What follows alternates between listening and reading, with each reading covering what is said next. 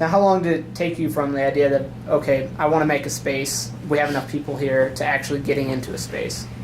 Not that long, maybe 4 or 5 months. Okay. What we did was we found a local developer who was tearing down a mall and hadn't torn the building down yet. So he effectively rented us a 4,000 square foot old shoe store in the mall for $500 a month. And we moved in there to start. And that's how we really got going. And it was next to the only theater in town, so people were always walking by it. Yeah. So it really helped to have kind of public exposure that way.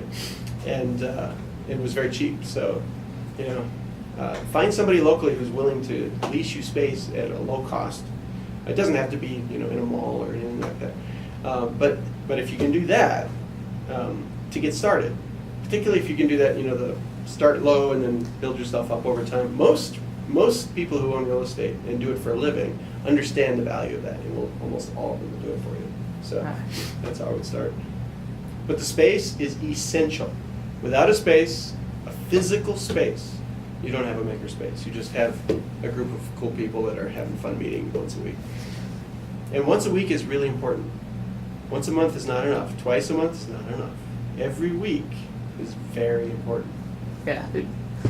But would you say that's one of the best ways to create a good community, is by having those regular meetings? Yep, it's the only way really that I see to make it happen.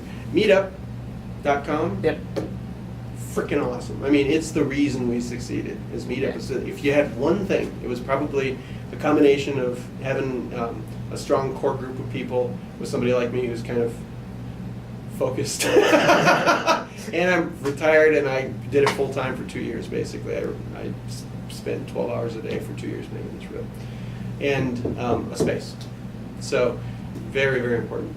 Try to stay self-funding from day one as well. Yeah, or at least if you're getting grants, make sure you have that costed in to know, okay, without the grants, you can still make it out. The grants try to use that for equipment, things like that. Yeah. But you're operating, what the money it costs you to pay your rent, to pay Keep your lights on, utilities, and yeah. that really you need to figure out how to cover yourselves without grants, if you want to go long term. And then so what would you say the breakdown, I know you had your graph up there earlier, but breakdown as far as, is it mostly membership that pays most everything, and then classes and all that is just a smaller percentage? Or Yeah, basically I think we have, so we're probably doing somewhere between, I think monthly, somewhere between 16 to 18,000 a month in revenue that we have, and about 12, 13 of that is membership. And one or a couple thousand, we have several offices that people for the can co-working, license in this square foot space. So that's a couple, 3,000 a month, and then classes are sporadic. We don't really take advantage of doing classes. We could make so much more money on classes if we focused on it. Yeah. But it's really, we're making ends meet. We try to give away as much as we can. Yeah. So the classes we try make to it more valuable to your members by not having it cost more. Exactly.